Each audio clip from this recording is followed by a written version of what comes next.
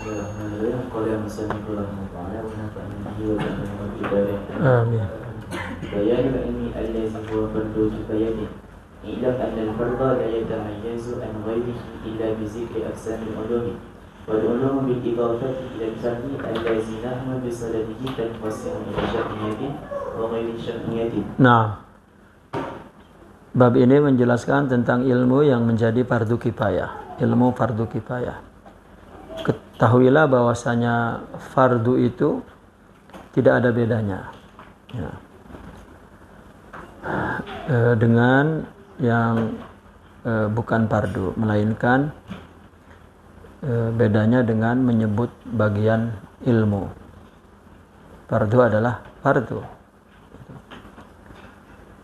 Dan ilmu ditinjau kepada tujuannya yang kita sekarang sedang tekuni ini, sedang buat ini, terbagi kepada ilmu-ilmu yang syar'i dan ilmu-ilmu yang ghairi syar'i. Jadi ilmu menurut pandangan Imam Al-Ghazali ya, ilmu itu terbagi dua, ada yang syar'i, ada yang ghairi syar'i gitu.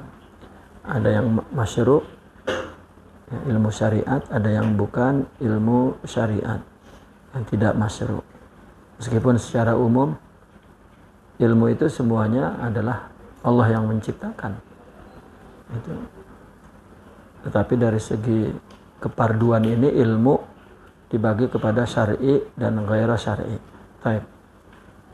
Wa ani bi syar'iyyati mastufida min al-anbiya'i sallallahu alaihi wasallam. ولا يرجع الأمر إليه مثل الحساب ولا التجربة مثل الطب ولا السماع مثل اللغة Tibbi.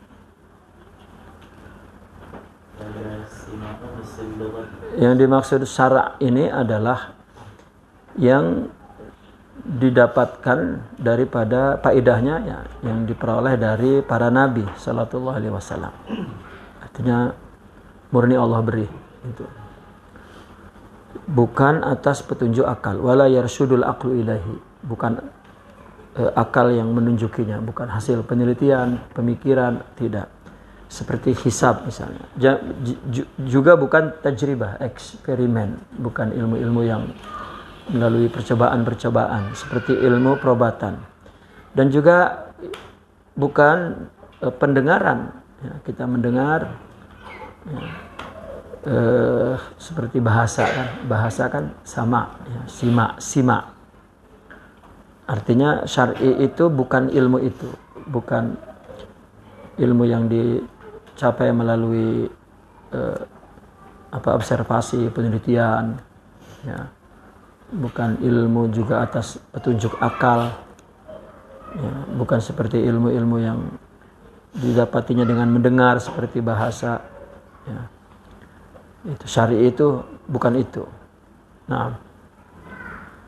فالعلوم التي ليست بشرعية تنقسم إلى ما هو محمود وإلى ما هو مذموم وإلى ما هو مباح. Nah, ilmu yang bukan syar'i terbagi kepada ada yang terpuji, ma huwa mahmud ya, dan ila ma huwa mazmum, kepada ilmu yang tercela, dan kepada ma huwa mubah, ilmu yang boleh. Taib. Bal mahmudu ma yartabtu Bal mahmudu ma Bal mahmudu ma yartabtu yar Bal mahmudu ma yartabtu bihi masalihu umur dunya katibbi wal hisabi. وذلك ينقسم إلى ما هو فرض كفاية وإلى ما هو فضيلة وليس بفريضة. Nah, adapun ilmu yang bukan syar'i dan yang terpuji, kan gitu.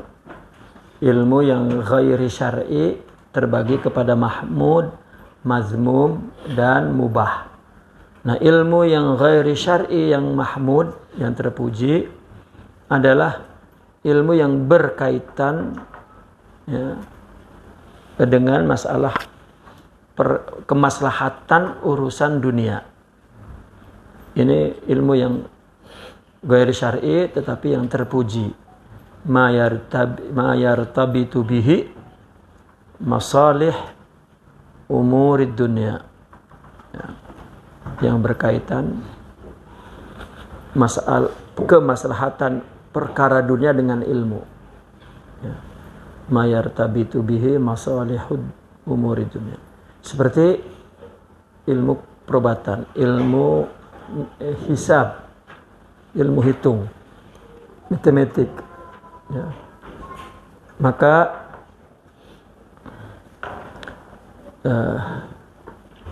dan demikian itu ilmu yang terpuji ini terbagi kepada pertama fardu kifayah, yang kedua fadilah. Ya. Fadilah ini walaysa bi faridah. Fadilah ini hanya ilmu yang dianggap afdal. Ya. Sebaiknya gitu, ilmu yang sebaiknya. Jadi tidak fardu. Gitu. Apabila fadilah ini melihat kepada aulawiyat, priority, di mana menempatkannya ketika waktu itu diperlukan, maka itu fadilah, meskipun bukan fardu. Jadi bagi kepada dua, ilmu yang tidak syar'i, yang terpuji, ada yang kifayah, fardu kifayah, ada yang fadilah, yang priority. Ya. Fadilah ini maksudnya aulawiyah, utama. Ya. Itu. Taib. Amma fardul kifayah. Amma fardul kifayah itu bahwa ilmun la yustaghna. Bahwa ilmu. Enggak ada kulunya tuh. Ada tak? Ada kitab yang wa ammal fardul kifayah fahuwa kullu ilmin. Ada tak yang kitab itu? Ada. Itu kitab apa? Tobaan. Ini yang betul kullu lah, kasih kullu karena anunya kayu ukurnya ini kan yang tebak minhaj. Jadi kullu ilmin la yustaghna anhu.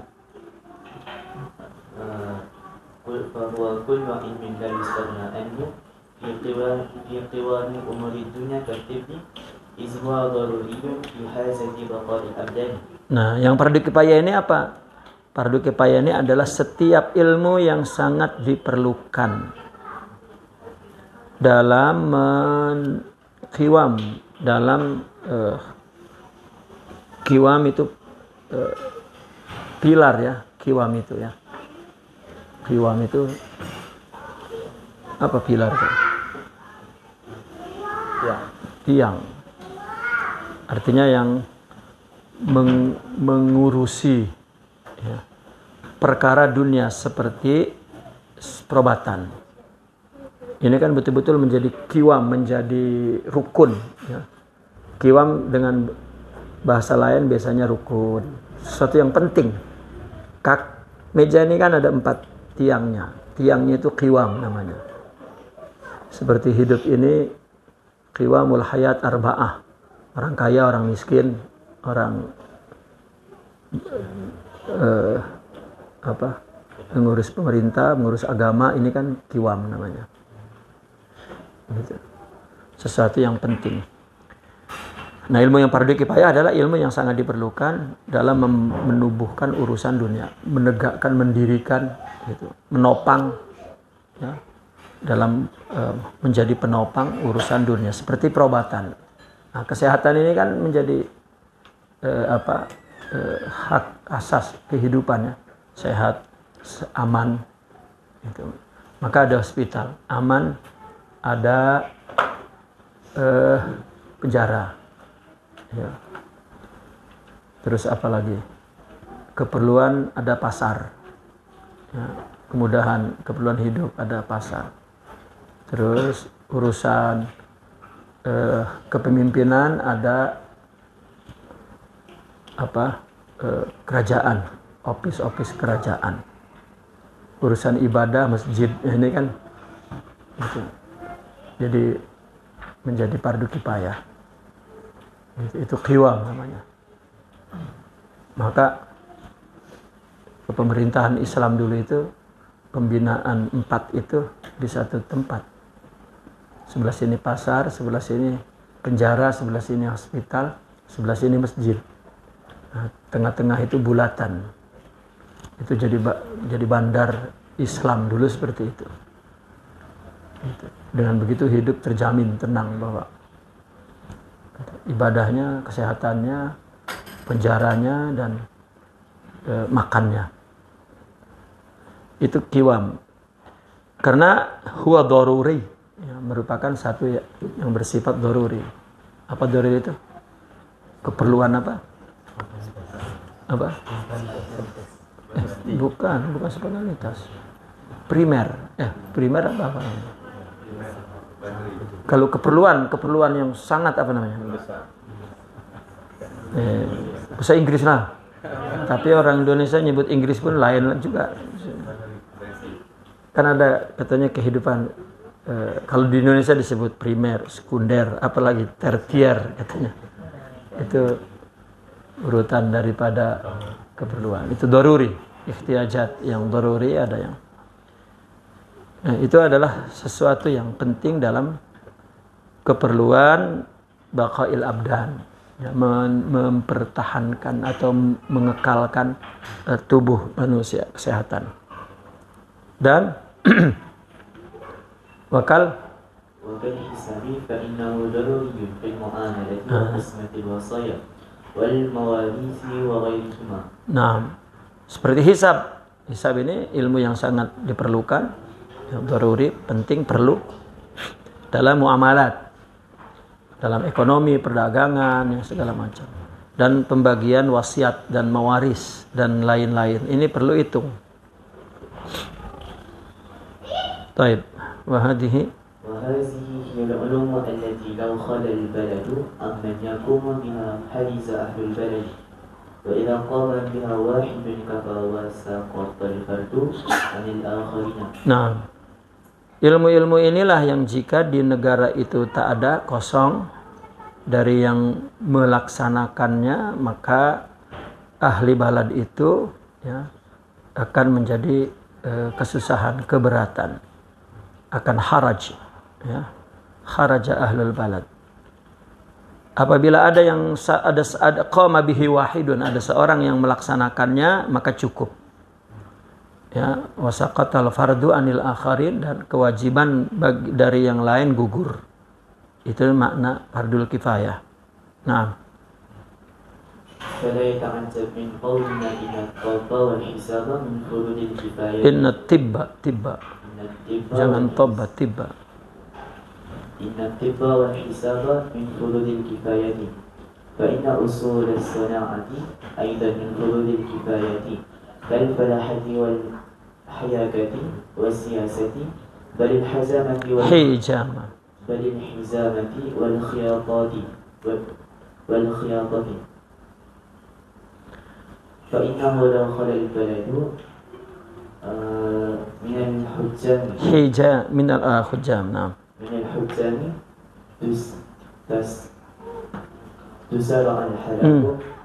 تسارع الحلاك إليهم وحرجوا بتعريضهم أنفسهم للحلاك. Nah, maka fala yata'ajjabu min qaulina, ya. Maka ucapan ini, perkataan ini tidak heran. Ya, kalau ilmu kedokteran, ilmu hisab dianggap fardu kifayah, itu bukan sesuatu yang salah, ya. Karena sesungguhnya perobatan dan hisab merupakan fardu kifayah karena usulu as-sina'ati, ya, karena dasar-dasar ilmu perkilangan, perindustrian itu juga fardu kifayah. Ya, seperti pertanian, ya, kemudian al-hiyakati apa? Ilmu apa? Menjahit. Ya. Hiyak. Betul, hiyaka itu. Bersiasa dan ilmu politik. Bahkan hijamah, khiyata yang menjahit. Hiyaka itu apa ya? Allahumma shalli ala sayyidina Muhammad. Siapa yang tahu Hiyaka? Allah.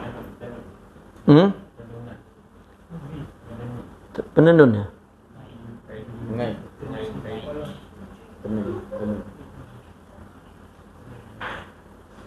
Taib.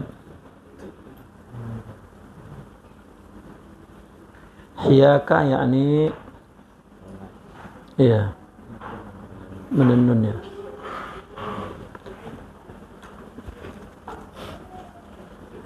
Ilmu hiyaka tenunannya. Dan siasa bahkan hijamah dan khiyatah juga itu merupakan fardu kifayah karena lau khalal baladu minal hujjam misalnya. Kalau di negara itu tidak ada orang yang menghijamah, maka kehancuran akan segera menimpa mereka dan akan menjadi keberatan.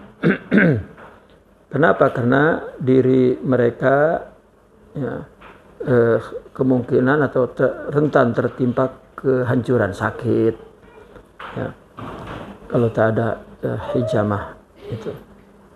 Nah, فإن الذي أنزل الدواء وأرشد لاستكماله وأعد الأسباب لطاعته. Karena yang menurunkan penyakit, ya menurunkan obatnya. Dan sekaligus membimbing untuk menggunakan obat itu. Bahkan menyiapkan sebab-sebab, ya, artinya ada menyiapkan sebab-sebab untuk ditaati, untuk berinteraksinya, untuk mendapatkannya, memperolehnya. Ya. Bagaimana caranya?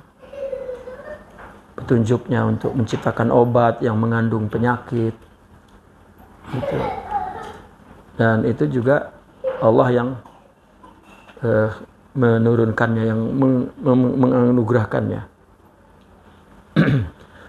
Terus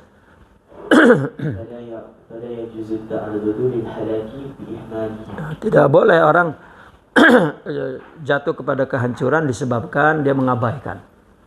Saya sakit tadi obati, tidak, karena Allah yang memberikan penyakit, sebabnya Allah yang menyiapkan obatnya. Bahkan Allah juga yang menyiapkan sebab-sebab sarana-sarana ya, yang terdapat di dalam obat-obat itu untuk menyembuhkan penyakit tersebut.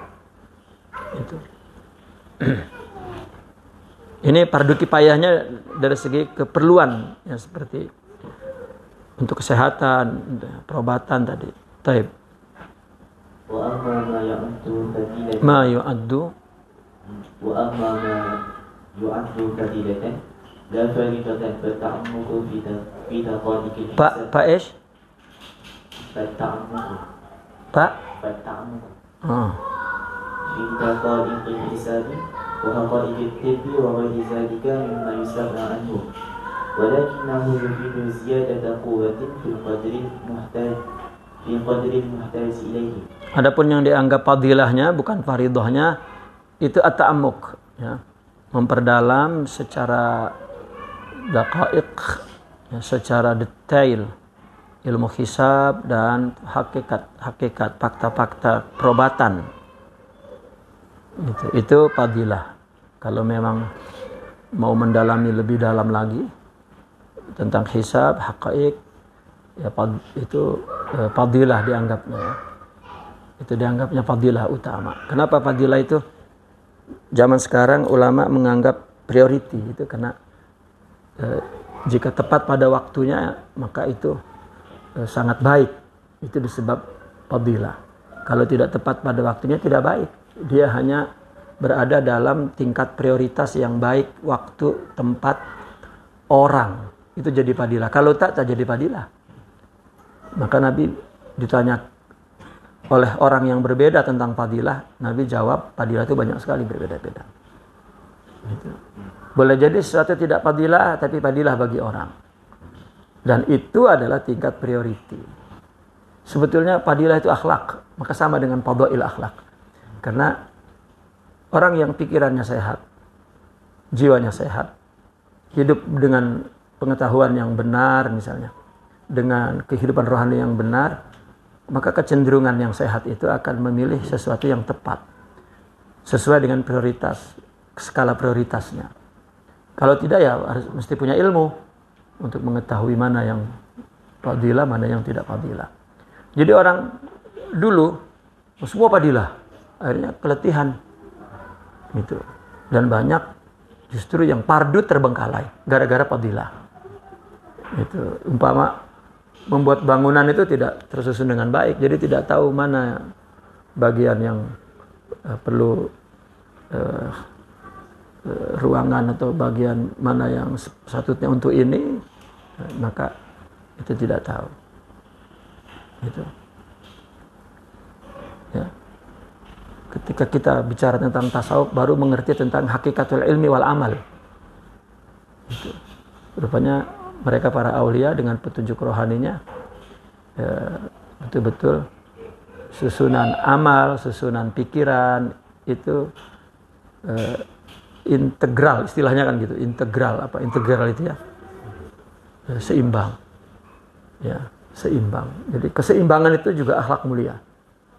Ya, jadi wasatiyah, fadilah, tawazun itu sebetulnya akhlak. Jadi kalau pikiran, ya kalau tengah emosi bubarlah, tak jadi tawazun, tak jadi fadilah, tak jadi.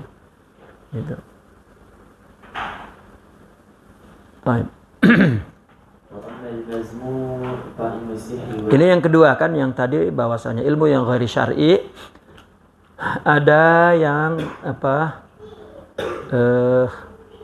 mahmud, ada yang mazmum, ada yang mubah. Ya, yang ghairi syar'i itu kan. Adapun yang mahmud ada yang faridah, kifayah, ada yang fadilah, yang mahmud itu dah. Yang ghairi syar'i itu ada mahmud, ada mazmum, ada mubah. Yang mahmud ada fardu kifayah, ada fadilah. Nah, sekarang yang mazmum yang kedua ini. Nah, fal mazmum wa tilasmat wa ilmu asy'wazati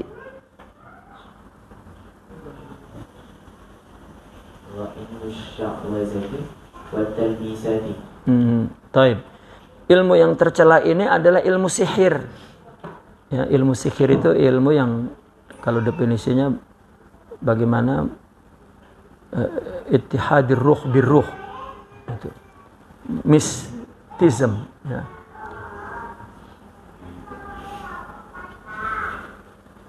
Bagaimana sihir itu bagaimana menyatukan ruh yang baik dengan ruh yang buruk, ya. Seorang penyihir itu berusaha untuk menyatukan ruh seseorang dengan ruh syaitan misalnya. Itu sihir. Mencoba mengganggu pikiran orang, ya, dengan mengirim syaitan, itu sihir. Mengirim jin, dia khidmat kepada jin. Ya.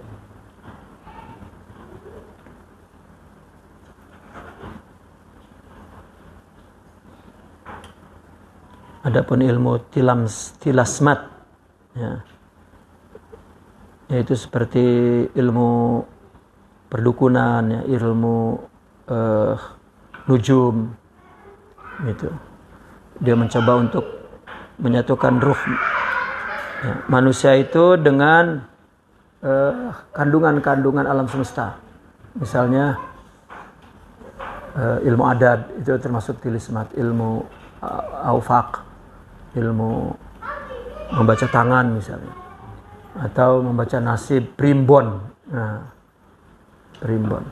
Kamu namanya siapa? Oh, lahirnya bulan apa? Dia coba disatukan dengan astronomi, ya, dengan alam semesta, kawakib, bintang-bintang. Oh, bintangnya Libra misalnya, bintangnya itu. Itu kadzabal munajjimuna walau sadaqu. Ya. Itu masuk ke tilismat nujum itu. Adad. Itu kata itu Nabi sudah memberikan satu sikap ya. Kadzabal munajjimuna walau sadaqu. Ya. Kadzaba itu artinya penuh ilusi, perkiraan, itu kadzab. Kosong dari hakikat dan makna. Tak ada apa-apa. Para munajimun itu meskipun tepat. Itu. Saya dulu punya ilmu nebak orang mati itu. Ya, 9 yang saya tebak, 10, 9 yang salah. Ya, 10 yang kebetulan. Itu juga pas kebetulan, hebat saya itu. Kemudian ilmu sya'wadzah. Sya'wadzah ini kalau di Jawa klinik, magic. Ya. Klinik, itu sya'wadzah. Apa sajalah ya, dia membuat tarikan. Dan ilmu talbisat, ilmu tipu-tipu ya, seperti apa namanya? Sulap-sulap itu talbisat. Ya. Ilmu tipu-tipu talbisat. Ini tercela nih. Sebetulnya ilmu tidak ada tercela ya, ilmu tidak ada tercela. Nanti juga Imam Al-Ghazali menjelaskan. Ya.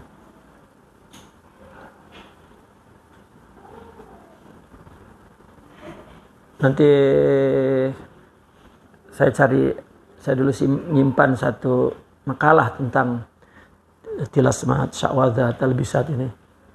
Kita copy, kita baca ya. Kita baca supaya tahu tentang ilmu adat, ilmu falak, ilmu membaca tangan, ilmu primbon, ilmu semua. Sekedar tahu lah, bukan jadi bomoh pula nanti. Nanti keluar Al-Isra' jadi bomoh pula. Sekedar tahu saja bahwa ilmu itu bohong. Baik. Wa amma al-mubah minhu fal-ilmu bil-ash'ari allati la sakhfa fiha wa tawarikh al-akhbari wa ma yajri majrahu.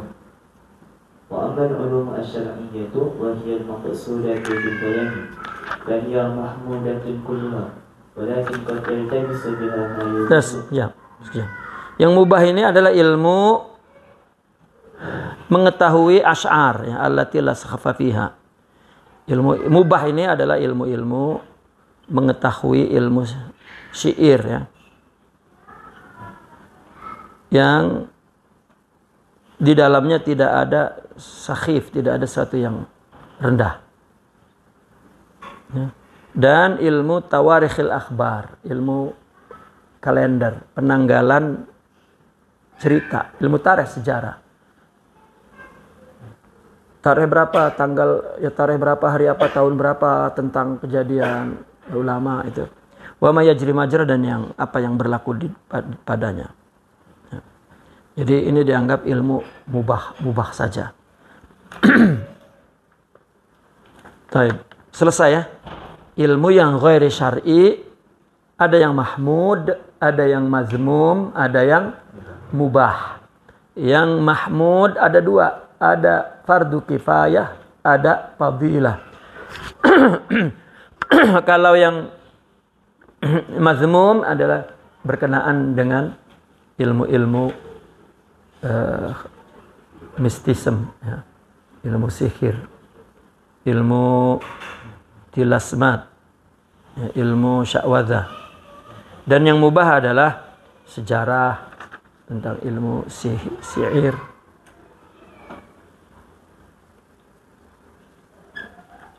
Taib. Kemudian walakin qad yaltabisu biha ma yazunnu annaha syar'iyyatun wa takunu mazmumatan wa tanqasimu ila. Ini ada pembagian baru ini, bukan? Pahiyah ini pahiyah mana? Wa amma al-ulum asy-syar'iyyah. Oh iya, oke.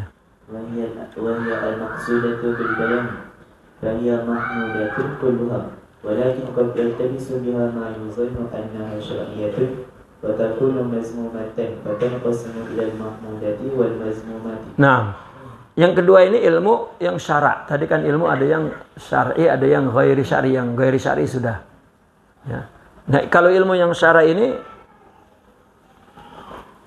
Inilah yang dimaksudkan untuk dijelaskan. Al-maksud bil bayan. Di sini. Ini yang akan panjang diceritakan. Tadi sihir kan tak ada tuh. Tak panjang kan karena itu sekedar untuk disebutkan. Tetapi yang maksud untuk dijelaskan adalah ilmu yang syar'i ini. Ya, karena apa? Karena ilmu yang syar'i ini semuanya mahmudah. Semuanya terpuji. Ya.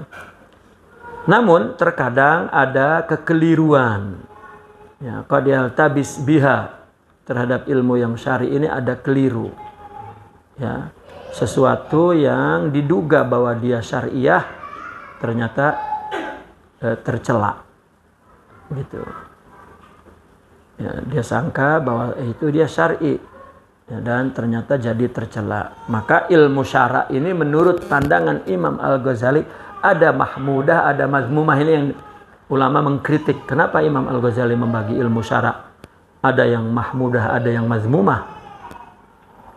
Ya, kita dengar alasan Imam Al-Ghazali kenapa membagi ilmu syara ini ada yang tercela. Ya, karena ada talabus. Gitu. Ini alasannya di situ. Ya. Amal mahmudah. المحمودة فلها أصول وفروع ومقدمات ومتممات وهي أربعة أدوب.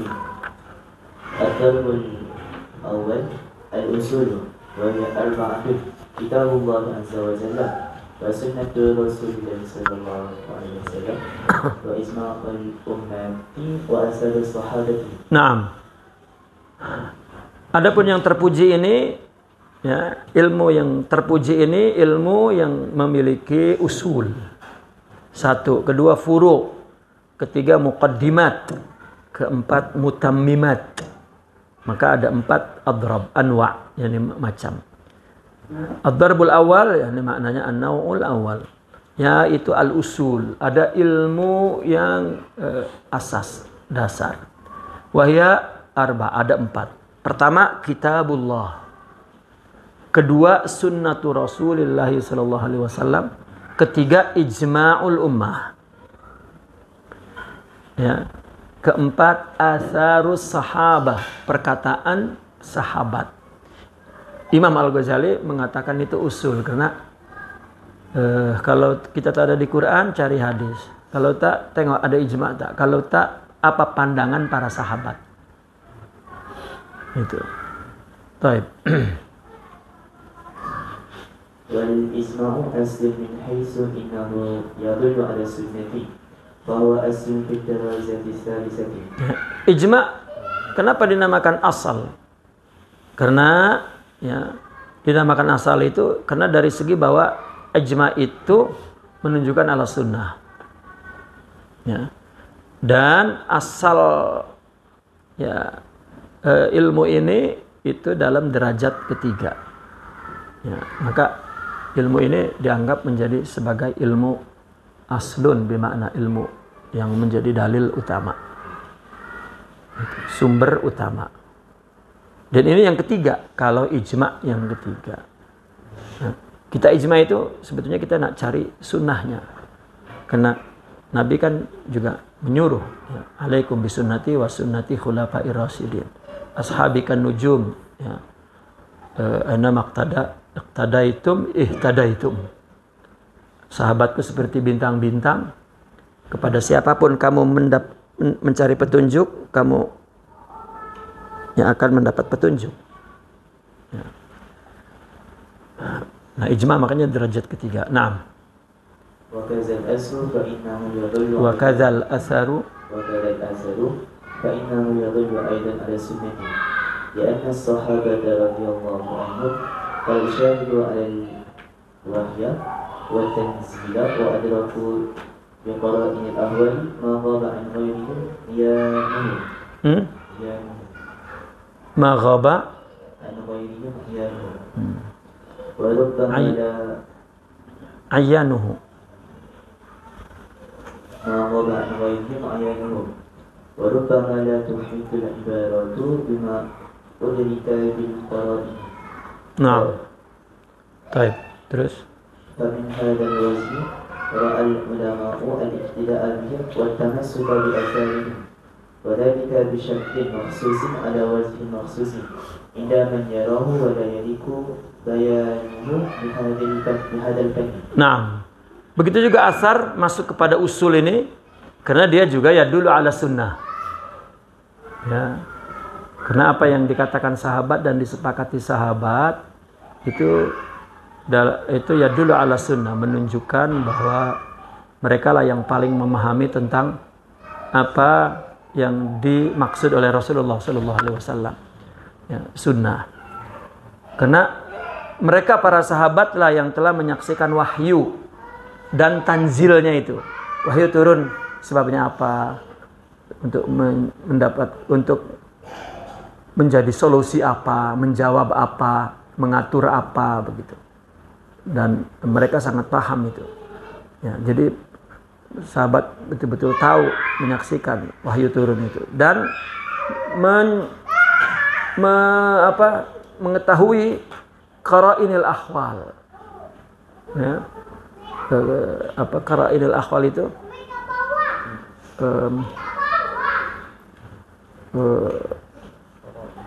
Qarinatul aqwal.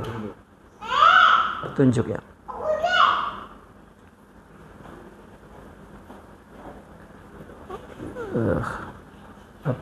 Allahumma shalli ala sayyidina.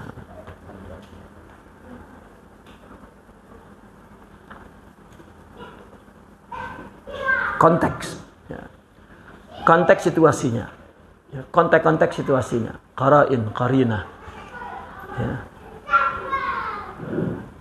Sebetulnya qara'in itu dari qarin, yang menyertai situasi yang menyertai itu ada apa, konteksnya apa, gitu.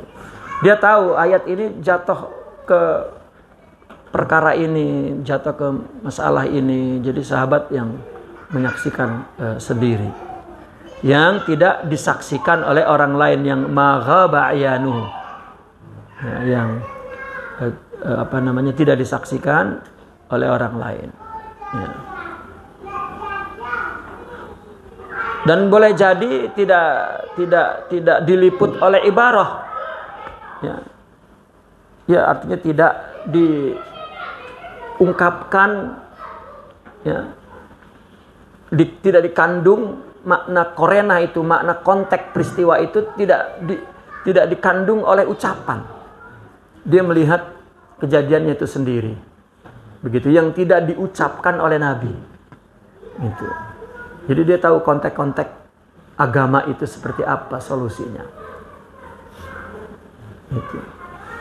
Kalau semuanya diucapkan malah akan menimbulkan perselisihan paham. Tapi kalau semuanya menyaksikan konteksnya, korenahnya, ya, situasinya yang menuntut solusi jawaban, ya, dari Allah, nah itu, ya, para sahabat yang memahami hal itu. Jadi fakta ini tidak dapat diungkapkan oleh kata-kata. Gitu. Warubbama la, itu sebab warubbama la tuhitul ibarat bima udrika bil qara'in. Sesuatu yang dicapai dengan melihat konteks situasi itu tidak dapat diucapkan oleh kata-kata. Ya, kita mendengar ceritakan ditulis semua dalam kitab tuh. Kejadiannya begini. Nah, di sini kita perlu menguasai betul-betul bahasa tuh. Ya. Tapi kalau melihat kejadiannya, waktu sudah tahu maknanya. Ya. Makanya kita memahami satu cerita yang terjadi di satu zaman, abad tertentu. Lalu peristiwa peristiwa yang besar itu dia coba ungkapkan dengan kata-kata, dengan ibarat. Ini mungkin kita lemah menangkap maknanya, gitu. Tetapi kalau menyaksikan kejadiannya, ya, itu mereka sangat dekat dengan makna itu, hakikat makna itu. Kalau dengan kata-kata, kita mesti tahu sorob dulu, tahu nahu dulu. tahu lughah dulu, ya, terus balaghah. Ya, lughah ini penting karena lughah mungkin hampir dekat dengan sorof ya, dengan lughah. Artinya lughah ini bahasa yang digunakan di abad itu berbeda dengan abad lain karena ada tatawur ya al-lughah. Ada perkembangan bahasa. Gitu. Dan tahu huruful ma'ani setelah huruful mabani.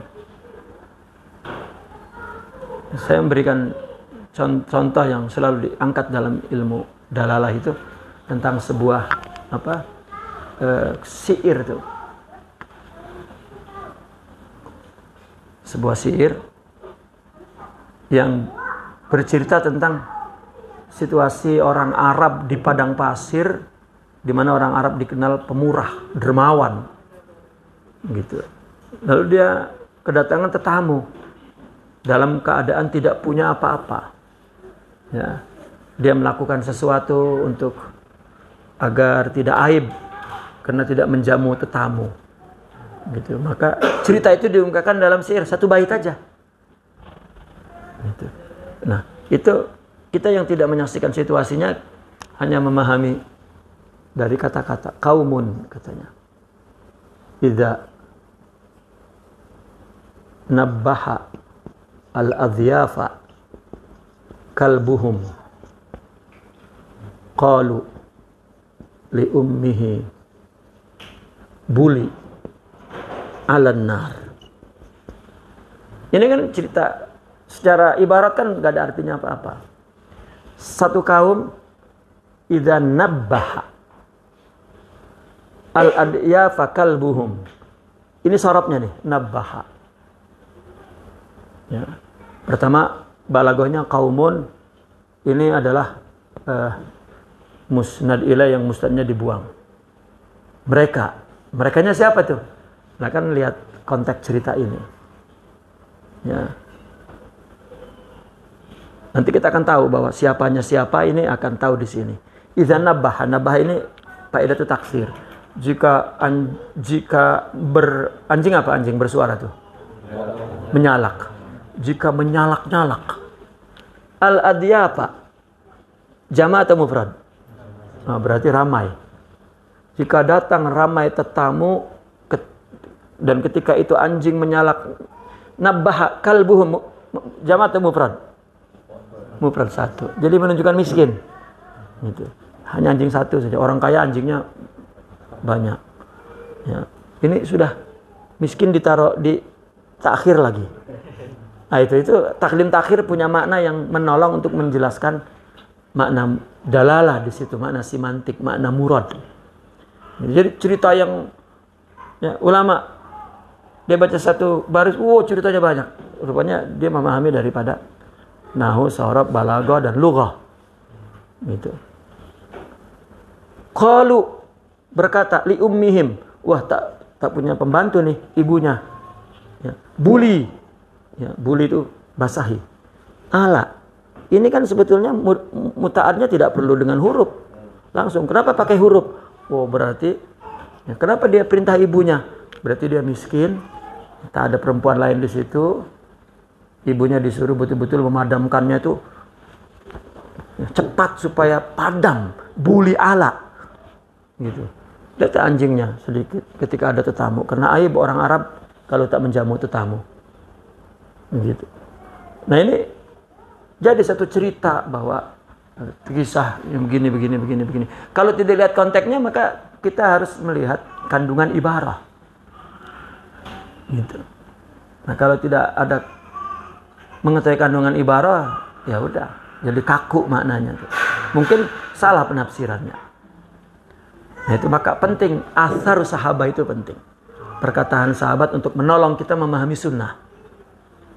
Ya, memahami sunnah.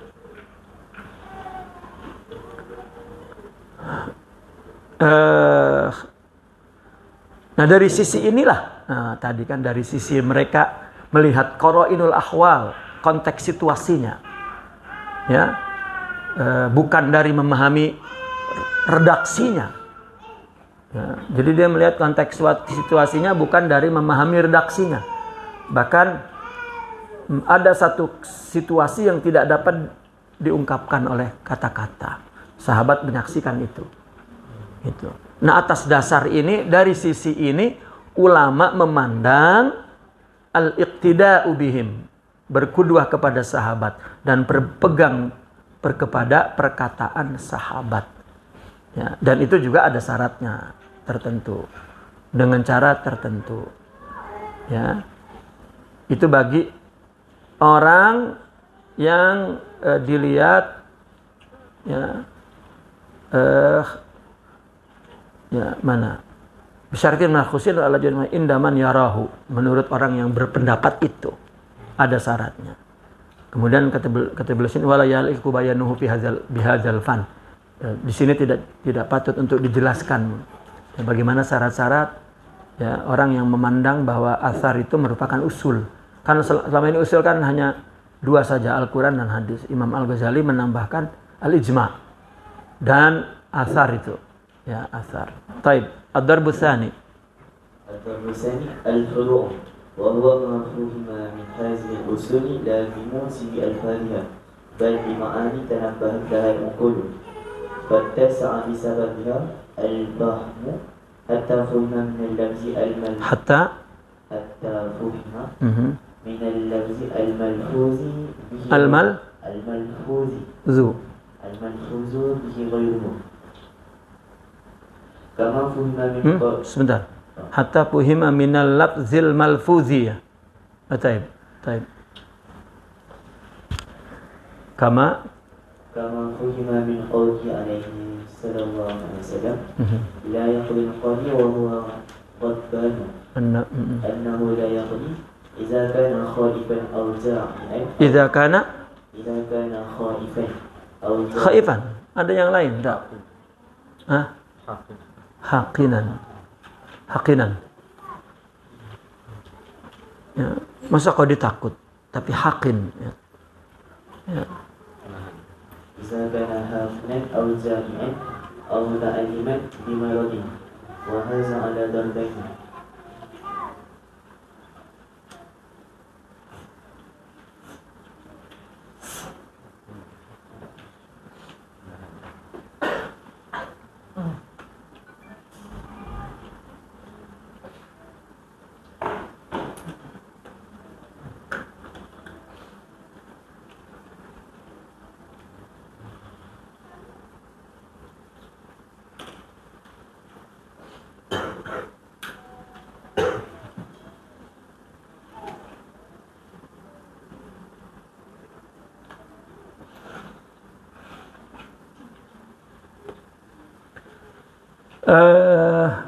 Yang kedua ini adalah furu. Furu ini adalah sesuatu yang dipahami dari usul, dari Al-Quran, dari hadis, ya, dari ijma, dari atharus sahabah.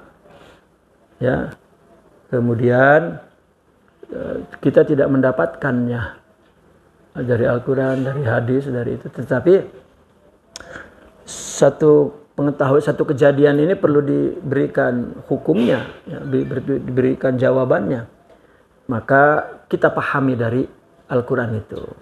Ada tidak yang satu ayat, kalau tidak ada satu hadis atau ijma para sahabat yang case-nya sama dengan case yang baru didapatkan ini. Maka ya, untuk menjawab itu adalah akan dipahami dari usul yang nanti kemudian ini akan termasuk ke dalam furu.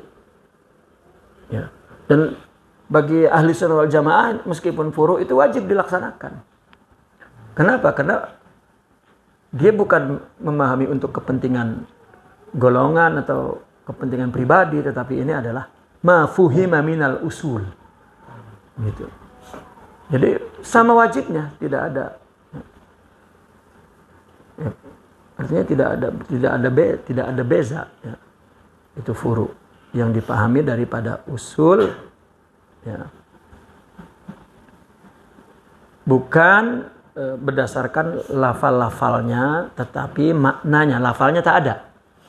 Tapi maknanya yang dipahami, yang disadari ya, yang dimengerti ya, makna itu oleh akal, oleh orang yang alim berakal. Ya, maka dengan sebab demikian pemahaman menjadi luas. Ya. Sehingga dapat dipahami dari lafal yang diucapkan itu yang lain juga. Sebagaimana dipahami perkataan Nabi ini. La yaqdil qadi wa huwa ghadabanun. Tidaklah menetapkan seorang qadi dan sedang dia dalam keadaan marah. Wa huwa ghadbanun ini apa i'rabnya bagi la yaqdil qadi? Siapa yang tahu? Wa huwa ghadbanun. Ini kan jumlah ismiyah kan? Ya. Mubtada dan khabar. Apa kedudukan i'rabnya dari la yaqdil qadi? Hal. Ya. Jadi tidak boleh seorang qadi menetapkan hukum dia dalam keadaan marah. Gitu. Nah maka yang sama dengan ghadban ada tekanan emosional. Annahu la yaqdi idza kana haqinan katanya. Ya. Ketika dia rasa tertekan oleh sakit, oleh letih misalnya, oleh apa saja, atau ja'i atau lapar atau muta'alliman bimarad, ya, rasa sakit dengan sakit. Ya, ini merupakan furu dipahami dari asal. Maknanya sama dengan ghadban, tertekan. Ya, orang marah tidak boleh menetapkan hukum. Orang lagi lapar itu juga sama maknanya. Kalau lafalnya kan marah, ya, berbeda dengan orang lapar. Tapi itu perkara yang emosional yang menekan lugut nafsiyah, ada tekanan emosional. Lapar, sakit, ya. Nah ini merupakan furu, ya, ulama berijtihad. Taib wa hadza أحدهما يتعلق بمصالح الدنيا ويحميه فن الفقه والمتكفل من الفقهاء من علماء الدنيا. Nah. Dan furu ini ada dua macam. Pertama yang berkaitan dengan urusan kepentingan dunia, dengan kemaslahatan dunia. Ini furu. Ya. Yang dikandung oleh kitab-kitab fikih, wa yahwihi kutubu al-fiqh, yang dikandung oleh kitab-kitab fikih dan yang ditangani oleh para ulama fikih. Ini Imam Al-Ghazali mengkategorikan ulama fikih adalah ulama dunia. Ya karena di akhirat sudah tak sholat lah. Jadi urusan fikih selesai di akhirat. Ya. Tak puasa di akhirat, itu di dunia saja, dan berkaitan dengan fisik. Kan sholat apa semua itu kan fisik, gitu. Meskipun ya, maka para syuhada, para anbiya di kuburnya kan sholat. Gitu. Mungkin kita membayangkan sholat macam di dunia, ruku, sujud, ya wallahu a'lam. Gitu. Ya. Tapi kalau orang-orang sufi berpendapat bukan, ada sholat lain. Gitu. Jadi kalau di dunia ini dia sudah tidak sholat, sholatnya sholat lain, itu dikubur aja, jangan di dunia. Ya. Di kubur nanti ada sholat hakikat. Ya. Rupanya ada sholat lain. Nah, kan akhirat kan hakikat. Nah mereka itu ulama dunia. Itu. Ya, ada ulama yang mensyarahkan kitab ini, termasuk tentang pembahasan ilmu kalam itu juga masuk kepada ulama dunia. Nanti di kitab di bahasan selanjutnya beliau mengkategorikan ilmu kalam, ilmu fikih itu ulama dunia. Jadi ulama akhirat itu adalah tasawuf. Gitu. Taib. Wasani الثاني ما يتعلق بمصالح الآخرة وهو علم أهوال القلب وأخلاقه المحمودة والمذمومة وما هو مرضي عند الله تعالى وما هو مكروه وهو الذي يهويه الشطر الأخير من هذا الكتاب أعني جملة كتاب إحياء علوم الدين ومنه العلم بما يترشح من القلب على الجوارح في عبادتها وعاداتها وهو الذي يهوي الشطر الأول من هذا الكتاب. Nah, yang kedua ini yang berkaitan dengan kepentingan akhirat, yaitu ilmu tentang suasana hati, ya, tentang perubahan keadaan hati. Ya, akhwal ini sesuatu yang berubah-ubah lah, ya, di hati. Itu. Dan akhlak yang terpuji dan tercela, ya, dan apa yang diridhoi di sisi Allah, dan apa yang tidak disukai, makruh. Ya. Ilmu inilah yang dikandung oleh bagian terakhir dari kitab ini, yakni jumlah kitab Ihya Ulumuddin. Ya, inilah a'ni jumlatu kitabi Ihya Ulumuddin. Ya, inilah yang mengandung, ya, sejumlah inilah yang mengandung di dalam kitab Ihya Ulumuddin. Jadi Ihya Ulumuddinnya itu ilmu ini nih, Ihya-nya nih, ya, ilmu akhirat. Ya. Maka kalau boleh kita katakan Ihya Ulumuddin itu adalah tasawufisasi ilmu agama. Boleh berfilsafat, boleh fikih, boleh, tetapi bertasawuf. Gitu, supaya hidup ilmunya. Kalau tak mati, gitu, maka akan cenderung kepada perdebatan, perselisihan. Itu akibat mati ilmunya tuh. Ilmu dibawa untuk apa? Ucapkan saja, ucapan saja. Ya, debat apa semua. Yakni sejumlah kitab ilmu. Dan diantaranya adalah ilmu yang yatarassahu minal qalbi alal jawarih. Ilmu yang memberikan tarasyah itu sebetulnya cipratan, ya. Ya. Kalau air itu diciprat, artinya ilmu yang menjadi percikan dari hati kepada jawarih. Gitu. Jadi ilmu yang membangun kemauan hati itu untuk menggerakkan amal. Karena orang-orang sufi memandang bahwasanya kalau amal digerakkan oleh pikiran itu oleh ilmu, tapi orang sufi amal mesti digerakkan oleh hati. Maka itu disebut ilmul qalb. Ya, ilmul qalb. Karena kita punya ilmu kan bagaimanapun mengajak kepada amal. Ya. Dalam Islam, kenapa? Ilmu agama. Kenapa? Karena tidaklah Allah mengatakan itu ilmu wajib, melainkan karena ada amal.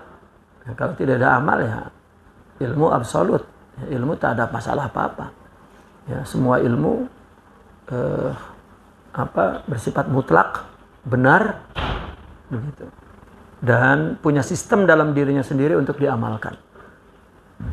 Gitu. Namun dalam Islam menjadi wajib karena amalnya wajib. Gitu. Menjadi mubah karena amalnya mubah. Ya, itu berkaitan dengan ilmu yang tadi Imam Al-Ghazali katakannya. Kenapa syar'i ghairu syar'i mahmud? Karena ini masalah ilmu di dalam agama. Gitu. Ihya Ulumuddin. Ya. Nah, maka ketika orang punya ilmu dan kemudian beramal, itu pikiran yang mengajak, yang menyuruhnya untuk beramal. Sebetulnya amal yang tumbuh dari pikiran itu amal yang bermanfaat untuk membangun batin. Kan itu zahir namanya. Amal kan zahir. Itu membangun batin. Pada gilirannya, ya, batin memiliki hakikatul ilm itu. Nah, baru kemudian ya, ilmu yang dari batin itu, dari qalbu itu ya tarassah alal jawarih. Ya. Itu sebab berbeda ibadah kita dengan ya para aulia. Ya, kita sholat sama, tapi kenapa? Gerakannya sama, bahkan sunnahnya persis sama. Ya. Katakanlah kita dapat sanad yang sama lah dengan beliau secara riwayatan. Tetapi kenapa kemudian kedudukannya di sisi Allah, ibadah dia berbeda dengan kita? Karena ibadah dia sudah Ya, yakni tarassuh minal qalb minal batin ila zahir. Gitu. Ya, kalau kita masih zahir, masih di pikiran saja.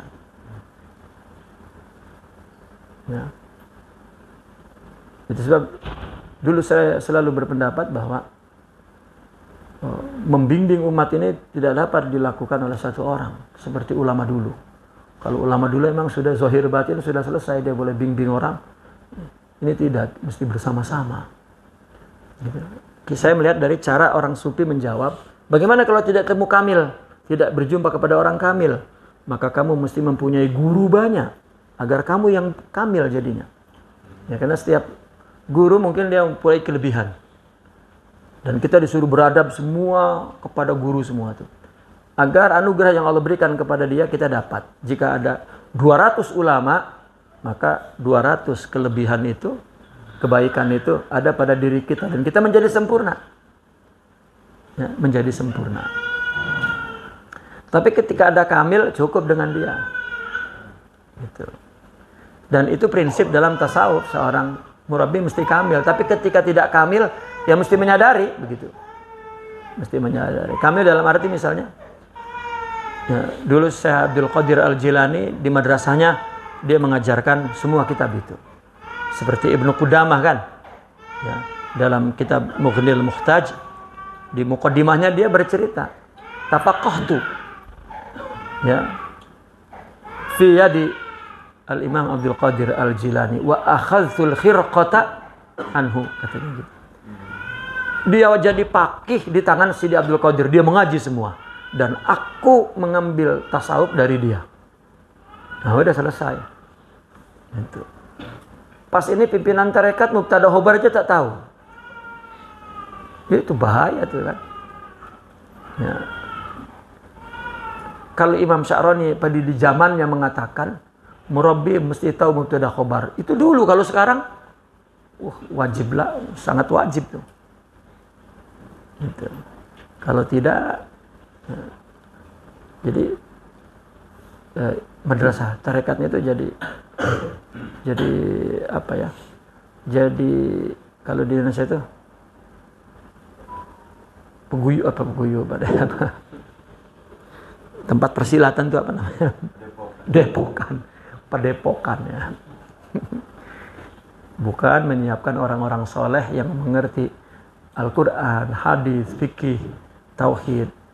Keluar ceritanya doa-doa. Ya, ya ceritanya doa-doa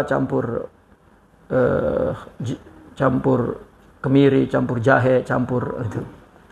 Ya.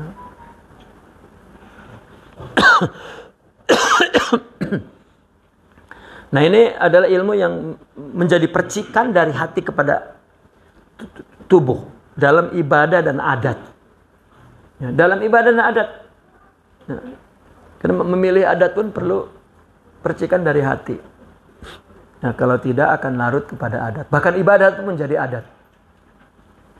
Ya. Dan inilah yang dikandung oleh bagian pertama dari kitab ini. Di bagian pertama kitab ini beliau akan menyudutkan, seolah-olah menyudutkannya karena kritik. Ya. Terhadap ulama fikih, ulama ilmu kalam, begitu. Yang tidak sama sudah di zaman Sidi Abdul Qadir, Imam Al-Ghazali di zaman beliau. Ya. Ulama fikih, ulama kalam itu tidak sama dengan ulama di abad pertama dan kedua, ketiga. Gitu. Konotasinya, jika dia belajar ilmu kalam, konotasinya terus debat mengkafir-kafirkan. Itu sekarang kecenderungan itu ada. Ya. Lihat ilmu kalam.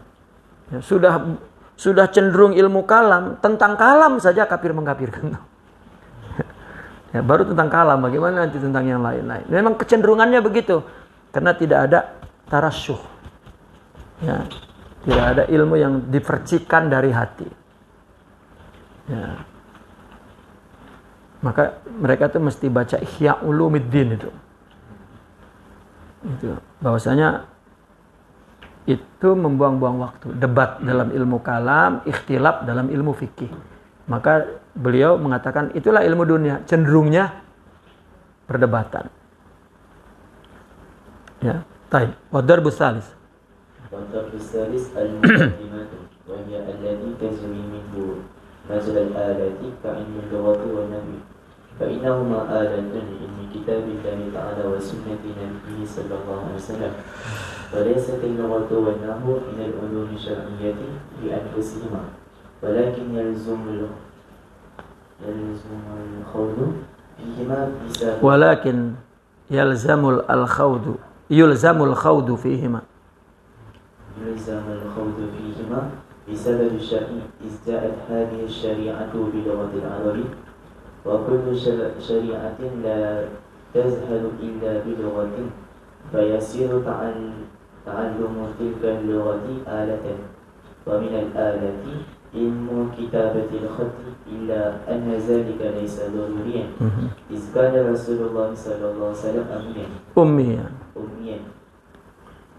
ولا تصور استقلال الحفظ بجميع ما يسمع لا استغنى عنه عن الكتابة. Ada anhunya? Ada anhunya, la stagna anhu anil kitabah. Ya, buang anhunya. La stagna anil kitab. Annya dah ada anil kitab itu. Anil kitabati. La stagna anil kitabati. Walakinahu sara bi hukmil ajzi. Walakin sara bi hukmil ajzi fil ghalibi daruri. Yang ketiga ini ilmu muqaddimat. Apa muqaddimat itu? Permulaan. Mula-mula dari segi ilmu ya ini dulu, makanya ulama di pondok kita kan mula-mula ilmu alat dulu. Ya. Jangan mula-mula ilmu kitab Jawi dulu, jangan. Ya. Ilmu saya meletakkan kitab Jawi, nanti kalau antum udah balaghahnya kuat, dah jadi ulama baru belajar kitab Jawi. Ya, karena itu tak keluar keringat setetes pun mengaji itu tuh tak keluar otak pun. Ya, tak pakai otak pun itu. Ya, pakai otak-otak pun paham. Ya, jadi kenapa jadi dibuang waktu untuk sesuatu yang tidak berat, tidak besar. Letakkan yang berat di depan. Gitu.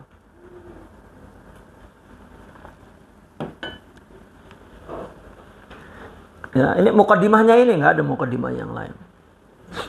Ya, kecuali untuk orang yang memang sudah tua tak sempat baca kitab baru. Itu kan makanan yang sudah siap. Antum jangan makan yang sudah siap. Carilah tanamlah padi, kan? Panenlah, basuhlah, masaklah. Nah, itu. Ya, bukan sudah saji, bahkan antum menyiapkan makanan yang sudah saji untuk orang yang tak sempat. Kan untuk itu ulama menulis. Ya, untuk itu.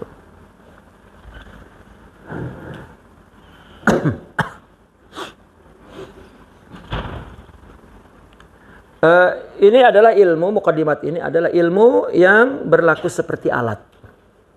Ya. Yang berlaku seperti berlakunya alat. Yaitu seperti ilmu bahasa. Penting bahasa tuh. Ya, penting bahasa itu. Ilmu bahasa ini bukan ilmu bukan ilmu bahasa dalam arti ilmu bahasa Inggris, bukan. Ini di dalam lugha Arabiyah ya, ilmu lugha, ilmu lahajat. Ya. Dan ilmu makna lugha dan ilmu lahajat yang berkaitan dengan makna bahasa Arab. Itu ilmu lugha. Ya, karena bahasa Arab itu berbeda-beda dan orang menulis, dan di Al-Quran pun ada campuran bahasa-bahasa meskipun asalnya Quraisy, tetapi ada bahasa-bahasa lain. Dan makna ada hukul lughah yang berkaitan dengan makna. Ada hukul lughah itu, ada kelompok bahasa. Gitu. Seperti kita untuk mengetahui wazan dalam sulasi mujarad itu kan, itu untuk meletakkan apakah ini bab pertama fa'ala yaf'ulu, fa'ala yaf'ilu, fa'ala yaf'alu, itu kan dilihat dari hukulul makna, kelompok bahasa. Begitu. Seperti fa'ula yaf'ulu ini adalah untuk kelompok bahasa yang maknanya pujian, keagungan gitu. karuma yakrumu, azuma yazumu, begitu. Itu kelompok-kelompok bahasa. Dan ada kelompok-kelompok yang tepat untuk menjadi fa'ilnya.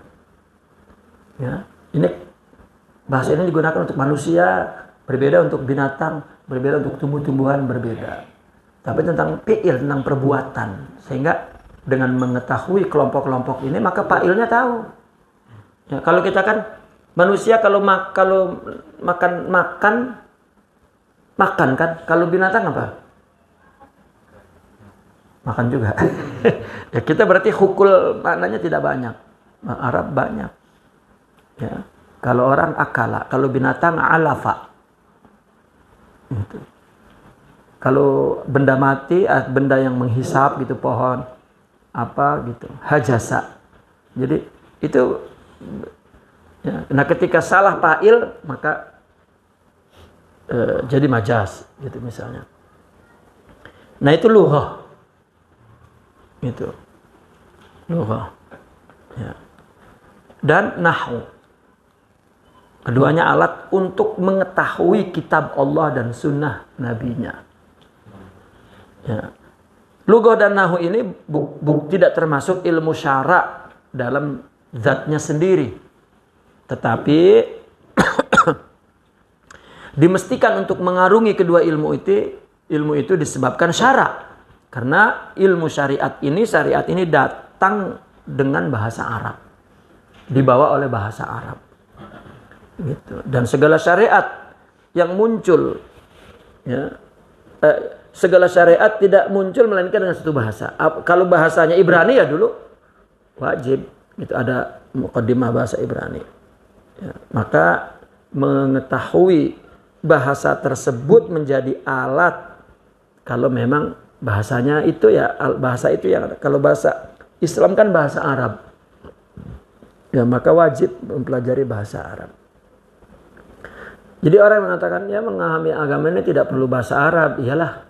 Ya, kalau untuk ente sendiri, tapi untuk ya mengajar, memahami Al-Quran dan hadis, ya, tidak cukup. Terjemahan Al-Quran aja itu bukan terjemahan karena mungkin salah. Al-Quran tidak dapat diterjemahkan kan. Gitu. Dan salah satu alat juga katanya ilmu menulis khat, tetapi itu tidak penting. Ya, mungkin sekarang tidak penting karena semua sarana untuk mengetahui tulisan itu sudah cukup. Kalau dulu kan masih masih dini sekali kan untuk khat itu. Itu.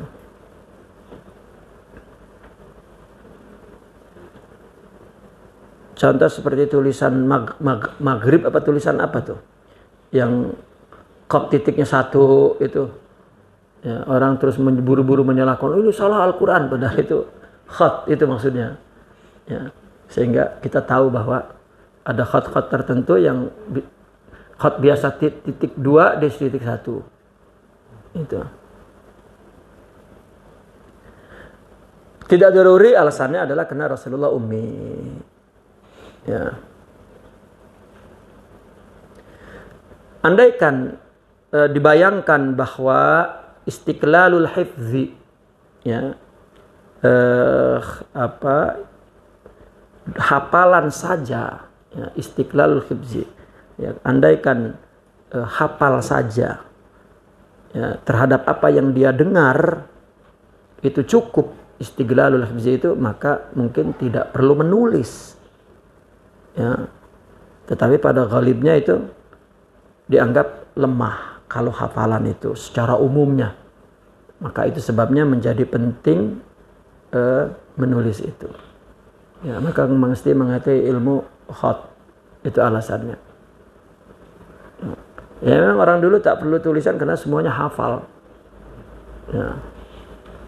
Sampai ulama pun ada yang mengatakan al ilmu fis sadri la, ya, fis sudur la fis sutur katanya. Ilmu itu di dada, bukan ya di sutur. Sekarang bukan di sutur. Ya, al ilmu fil gogel gitu. Ya. Taib, adar berabi. Pukul 11. Terperasan ya. Tak apa, habiskan yang ada berapa? المتممات وذلك في علم القرآن فإنه ينقسم إلى ما يتعلق باللفظ كتعلم القراءات ومخارج الحروف وإلى ما يتعلق بالمعنى كالتفسير فإن اعتماده أيضا على النقل إذ اللغة بمجردها لا تستقيم وإلى ما يتعلق بأحكامه كمعرفة الناسخ والمنسوخ والأمر والخاص والناس والظاهر وكيفية استكمال البعض منه مع البعض وهو العلم الذي يسمى أصول الفقه ويتناول السنة أيضا وأما المتممات في الآثار والأخبار فالعلم بالرجال وأسمائهم وأنسابهم وأسماء الصحابة وصفاتهم والعلم بالعدالة في الرواة والعلم بأحوالهم ليميز الضعيف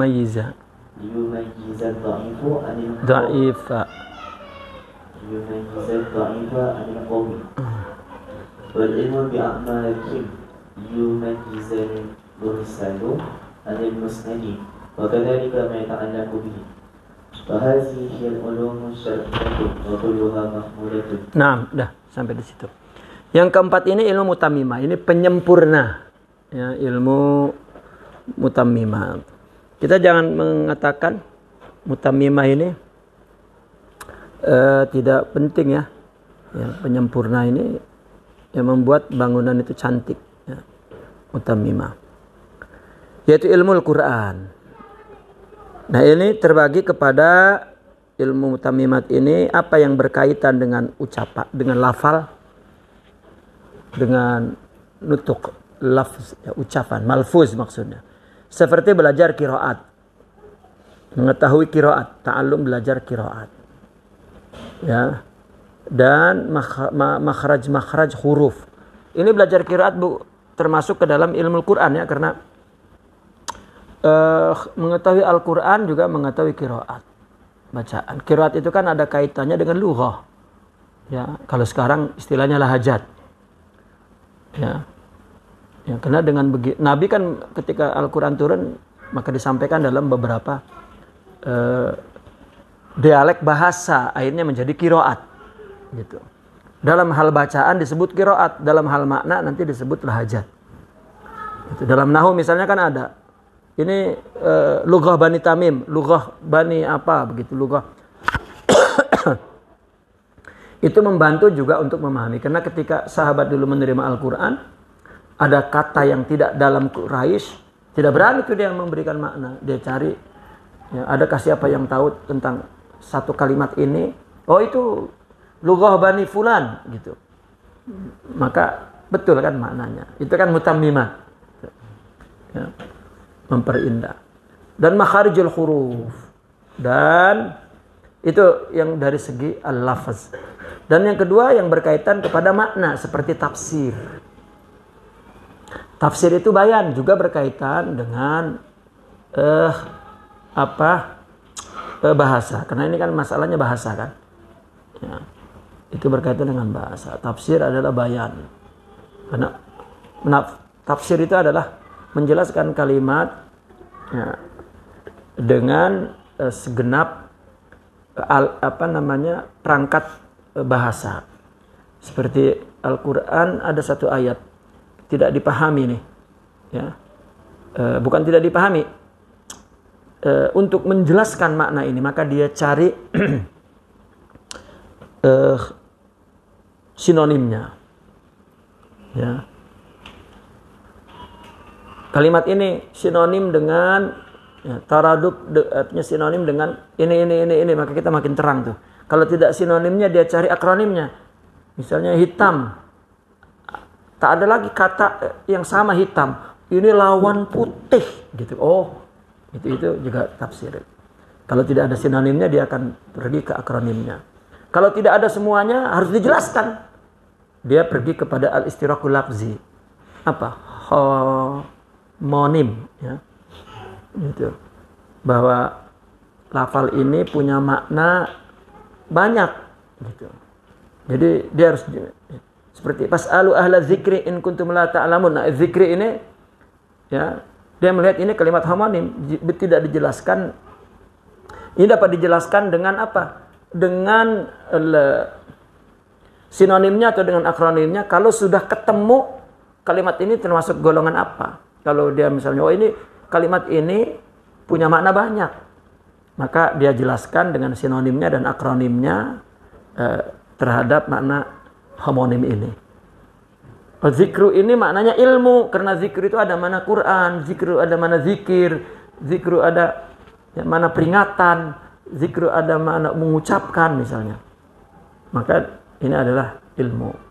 Jadi tidak boleh pas'alu ahla zikri in kuntum la ta'lamun, tuh kan bertanya tuh kepada orang sufi, bukan kepada ulama. Aduh kacau itu ya. Itu harus dibenturkan kepalanya di dinding tuh 10 kali duk duk duk duk.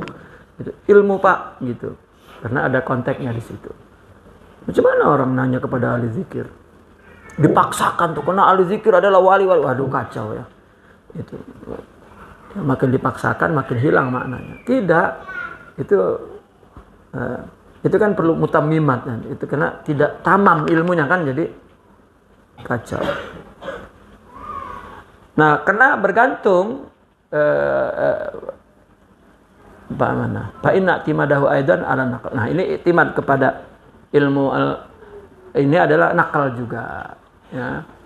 Bukan kita kias-kiaskan, tidak, itu murni nakal. Ya.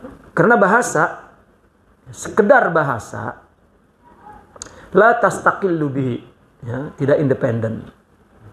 Gitu. Itu sebab kita penafsiran dan bacaan itu ya mengikuti, ya, kita nakal mengikuti bacaan yang Rasulullah Shallallahu Alaihi Wasallam ucapkan. Nah, begitu juga tafsir menurut kepada makna orang yang tahu tentang bahasa itu. Ya, betul-betul iktimannya kepada nakal, karena lughah ya bimujarradiha la tastaqillu bihi. Dan juga berkaitan dengan hukum-hukumnya. Ya, ilmu Al-Quran seperti nasikh wal mansukh. Ya, ayat ini dinasikh, ya, apa yang dimansukhnya ini, ya. Dan am wal khas. Jadi ada makna umum, ada makna khusus, ada makna nas, ada makna zahir. Itu. Zahirnya ini sebetulnya ini seperti ittaqullah. Ya, makna zahirnya itu berlindunglah. Gitu. Tapi kan sudah bertakwalah, gitu. Karena berlindung bukan fisik, tetapi adalah jiwa dari murka Allah, ya, dari siksa Allah, dari dan lain sebagainya. Gitu. Dan am dan khas, ada kalimat diucapkannya am, tapi maksudnya khas, ada taksisnya, ada kalimat yang khas tapi juga am. Nah, ini untuk menyempurnakan pemahaman Al-Quran, gitu. Termasuk cara bagaimana menggunakan satu dengan lainnya. Ya. Dan yaitu ilmu yang dinamakan ilmu usul fikih. Itu bagaimana kita mengetahui mana yang lebih dulu kita lakukan, mana yang tidak, dan mana, ya, itu usulul fikih. Dan juga wayatana walus sunnah, dan bukan hanya Quran, sunnah juga sama. Ya. Adapun mutamimat dalam asar sahabat dan akhbar, kita mengetahui tentang hadis Rasulullah, ya, perkataan sahabat, maka kita perlu mengetahui ilmu rijal, nama-namanya, nasabnya, nama-nama sahabat dan sifatnya, dan mengetahui adalahnya, akhlaknya di dalam meriwayatkan, dan mengetahui tentang akhwalnya.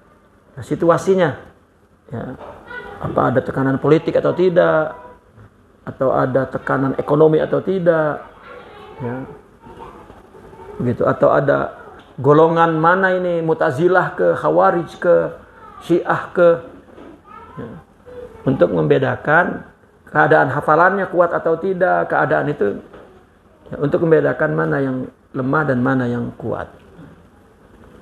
Dan juga mengetahui umur mereka, ya, untuk mengetahui mursalnya, ya, dari musnadnya, ya, apakah dia bersambung, apakah terputus, gitu. Apakah bergantung atau terputus? Itu kita lihat tahu umurnya. Jangan-jangan anpulan umurnya malah lebih muda gitu. Nah, ini kan hadis itu menjadi tergantung. Ya. Dan inilah ilmu syariah semuanya mahmudah. Ya. Dan ini juga termasuk fardu kifayah yang mutamimat ini. Ya.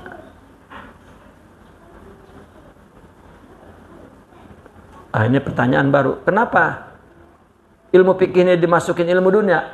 Naqifuna walhamdulillah. Al-Fatihah.